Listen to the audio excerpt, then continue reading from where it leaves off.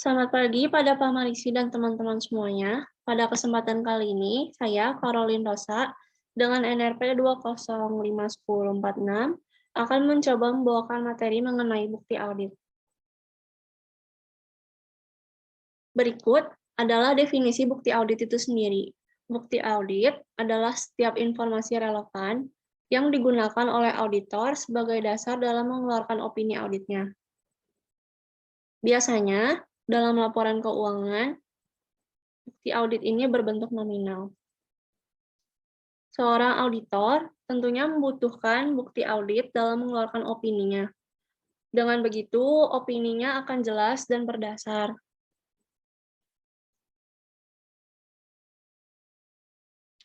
Seorang auditor juga tentunya haruslah seorang yang independen atau tidak terikat. Dengan begitu, opini yang dikeluarkannya tidak akan berpihak pada kliennya atau perusahaan tersebut.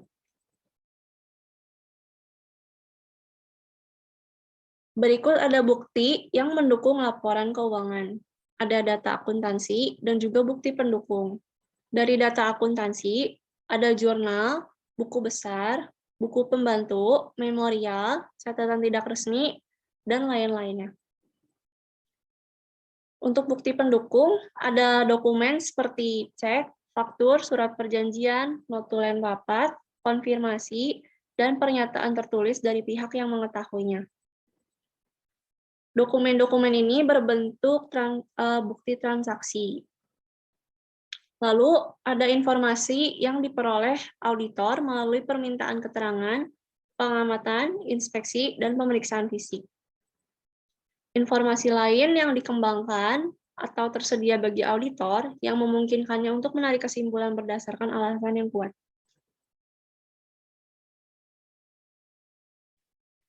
Berikut ini ada syarat bukti audit. Dalam mengumpulkan bukti audit, tentu saja ada syarat-syarat yang harus dipenuhi. Syarat-syarat ini biasanya disingkat menjadi reko cuma atau relevan, kompeten, cukup, dan material. Relevan. Bukti yang secara logis mempunyai hubungan dengan permasalahannya. Relevansi bukti dapat dilihat dari setiap informasi. Karena tentunya bukti audit ini harus relevan dan terbukti kebenarannya untuk bisa dipakai oleh auditor untuk membuat opini. Setiap informasi sekecil apapun harus relevan dengan permasalahannya. Contohnya seperti audit atas pengelolaan penerimaan pajak daerah oleh Dinas Pendapatan Daerah. Tentunya bukti-bukti seperti surat pajak dan semacamnya juga diperlukan dalam membuat opini audit bagi auditor. Sedangkan bukti-bukti yang tidak relevan atau bukti-bukti yang mengandung nilai uang namun tidak relevan, bukti-bukti tersebut tentunya tidak bisa dipastikan kebenarannya dan akan diragukan relevansinya. Lalu kompeten. Kompeten, tidaknya suatu bukti dipengaruhi oleh sumber buktinya itu sendiri, cara mendapatkan bukti itu sendiri, dan kelengkapan persyaratan yuridis bukti itu sendiri. Bukti yang asli lebih meyakinkan daripada hasil fotokopi, atau mendapatkan bukti yang didapat melalui pengamatan langsung juga lebih kompeten daripada didapat dari pihak yang lainnya. Karena bukti-bukti tersebut lebih terbukti kebenarannya dan lebih meyakinkan untuk dipakai bagi auditor.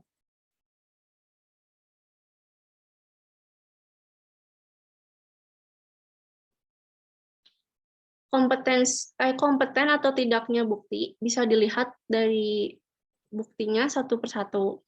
Ada bukti yang kompetensinya tinggi, ada juga bukti yang kompetensinya rendah.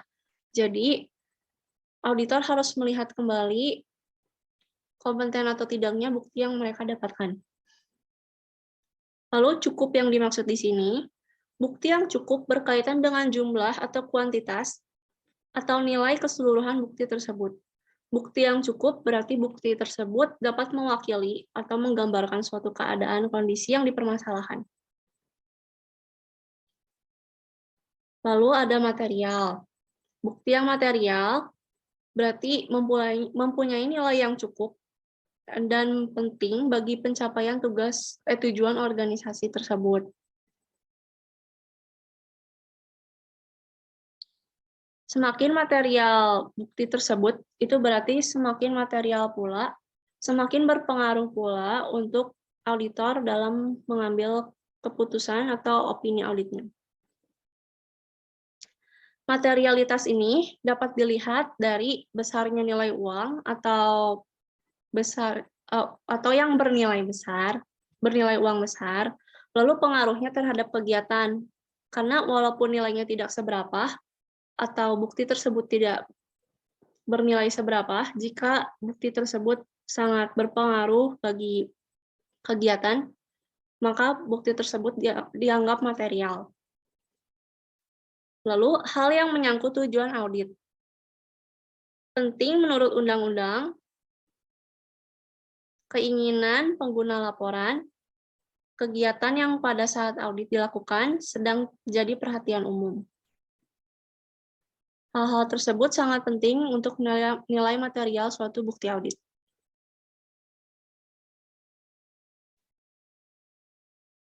Lalu ada cara mengukur kualitas bukti audit. Ada relevansi, sumber bukti, ketepatan waktu, dan objektivitas. Untuk relevansi, bukti audit yang diberikan tentu harus relevan dengan tujuan dilaksanakannya audit. Misalnya, ketika yang ingin diaudit dalam perusahaan adalah persediaan, maka bukti yang paling relevan adalah dengan cara melihat langsung stok persediaan yang ada. Karena dengan melihat langsung, auditor dapat menilai sendiri relevansi bukti audit tersebut. Lalu, ada sumber perolehan bukti. Sumber perolehan bukti juga tentunya menjadi pertimbangan yang menentukan bagi seorang audit. Informasi yang diperoleh dari pihak lain yang independen akan semakin dipercaya.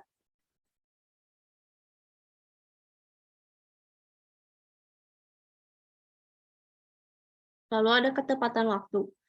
Dalam audit ketepatan waktu atau tanggal dari bukti audit tentunya sangat menentukan tingkat validitas, terutama bila yang diaudit adalah mengenai hutang dan aktiva lancar.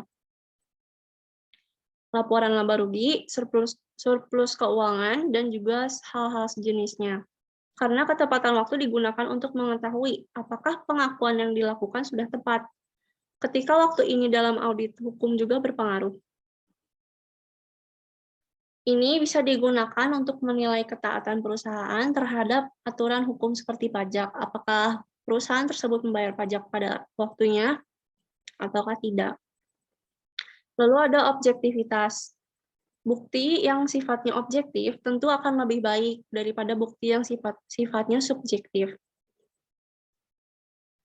Dengan menentukan siapa yang menandatangani bukti dan siapa yang memberikan bukti tersebut, kita dapat melihat keobjektivitasan bukti audit tersebut.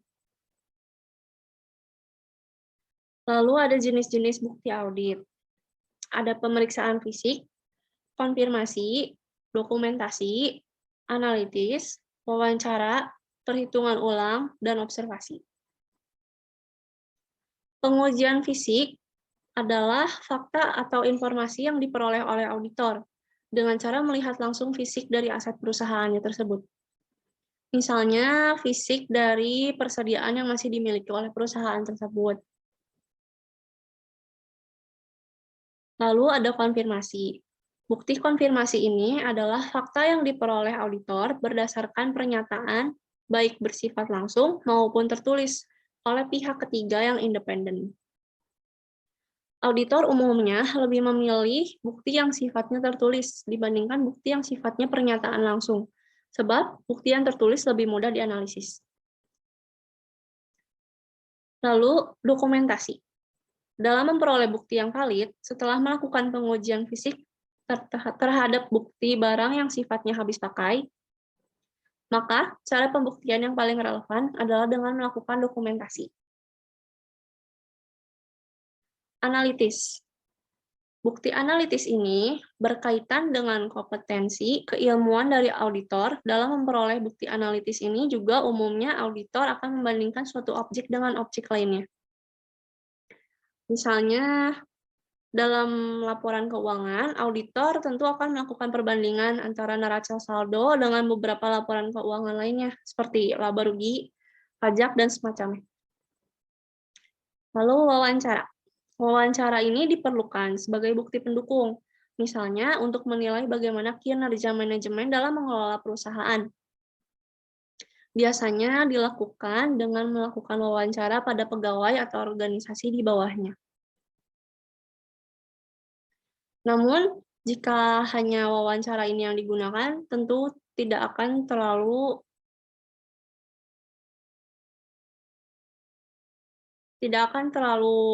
relevan. Jadi biasanya setelah melakukan wawancara, auditor akan mengumpulkan bukti yang lainnya. Karena dalam wawancara bisa saja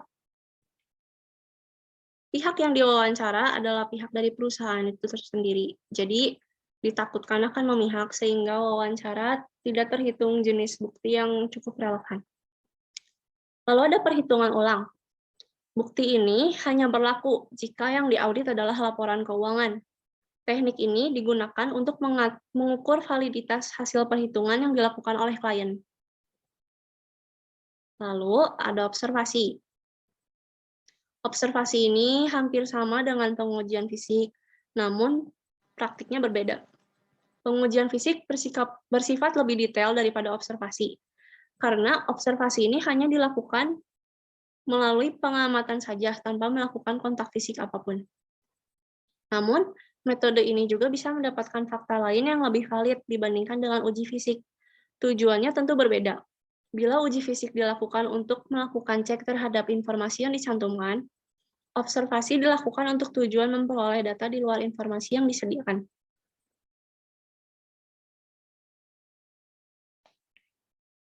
Berikut ini macam-macam teknik audit.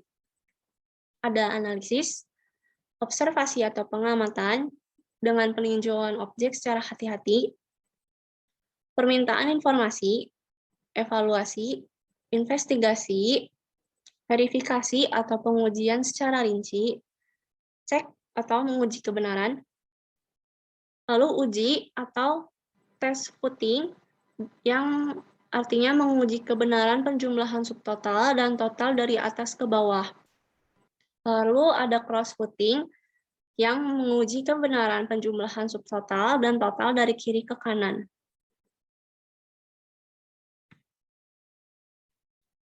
Lalu ada vouching, mengecek adanya bukti voucher, tapi belum meneliti isinya. Lalu ada terakhir, cara perolehan bukti dengan arah pengujian yang terbalik dari teknik audit vouching.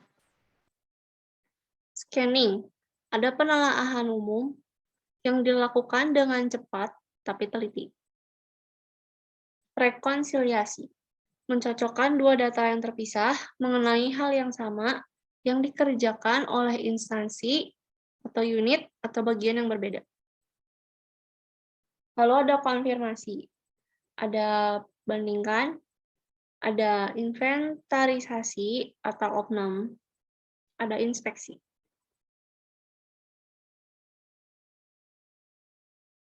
Setiap teknik audit dikaitkan dengan bukti audit yang dikumpulkannya.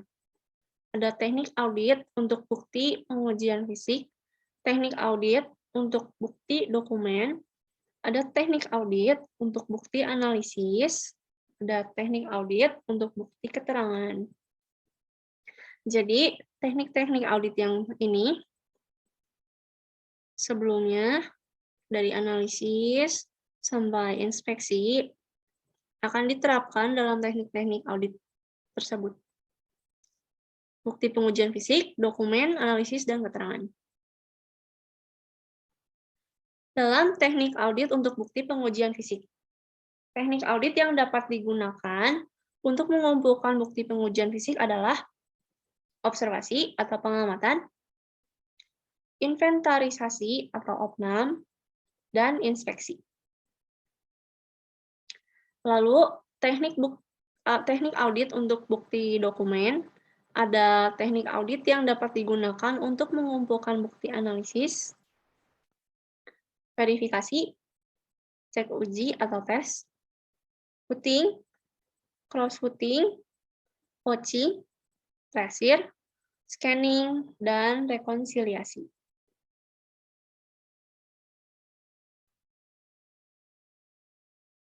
Lalu, teknik audit untuk bukti analisis. Teknik audit untuk bukti analisis, teknik audit yang dapat digunakan untuk mengumpulkan bukti keterangan tersebut adalah analisis, evaluasi, investigasi, dan pembandingan. Lalu, teknik audit untuk bukti keterangan. Teknik audit untuk bukti keterangan yang dapat digunakan untuk mengumpulkan bukti keterangan adalah konfirmasi dan permintaan keterangan.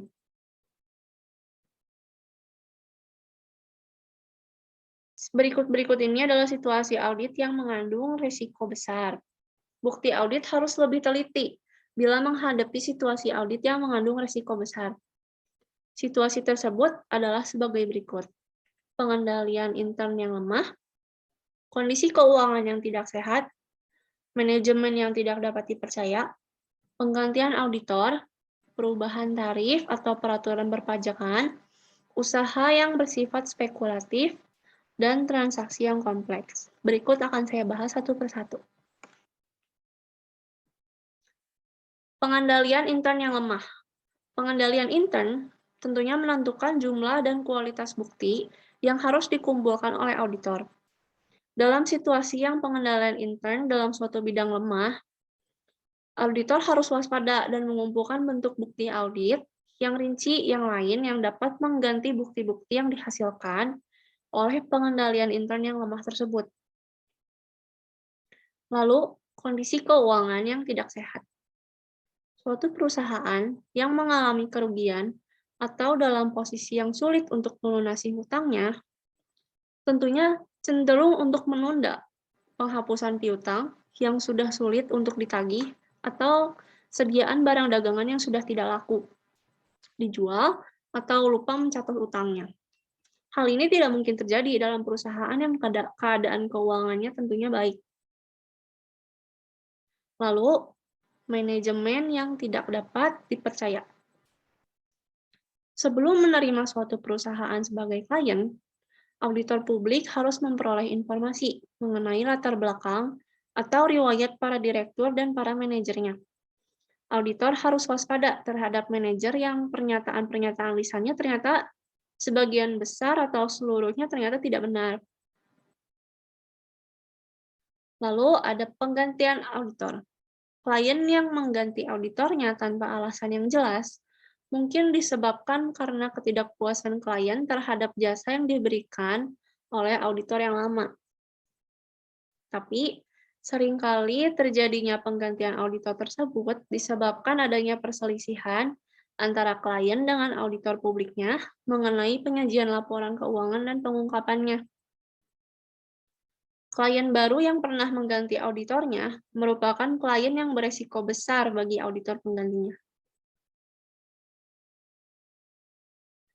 Ada perubahan tarif atau perubahan peraturan perpajakan atas laba. Jika tarif pajak penghasilan tiba-tiba dicatat sangat besar, maka reaksi wajar perusahaan yang terkena adalah mencari cara meminimumkan penghasilan atas laba kena pajak. Seringkali, beban pajak ini menyebabkan pergantian prinsip akuntansi yang ditetapkan oleh perusahaan dan penafsiran transaksi perusahaan yang tidak konsisten dengan yang telah diikuti tahun-tahun sebelumnya. Perubahan tarif pajak yang drastis akan mendorong perusahaan untuk menggeser pengakuan pendapatan dalam periode yang pajaknya masih relatif rendah. Lalu, usaha yang bersifat spekulatif. Auditor yang melaksanakan audit terhadap laporan keuangan yang kegiatannya dalam usaha yang sifatnya spekulatif akan menghadapi resiko yang lebih besar jika dibandingkan dengan auditor yang melakukan audit terhadap perusahaan yang kegiatan usahanya relatif stabil dalam jangka yang panjang. Yang terakhir, ada transaksi yang kompleks. Transaksi perusahaan yang kompleks ini, klien yang kegiatannya menghasilkan transaksi yang sangat rumit merupakan klien yang beresiko besar bagi auditor bila dibandingkan dengan klien yang kegiatannya bersifat konvensional. Sekian yang dapat saya sampaikan. Atas perhatiannya saya ucapkan terima kasih. Mohon maaf bila ada kesalahan. Terima kasih.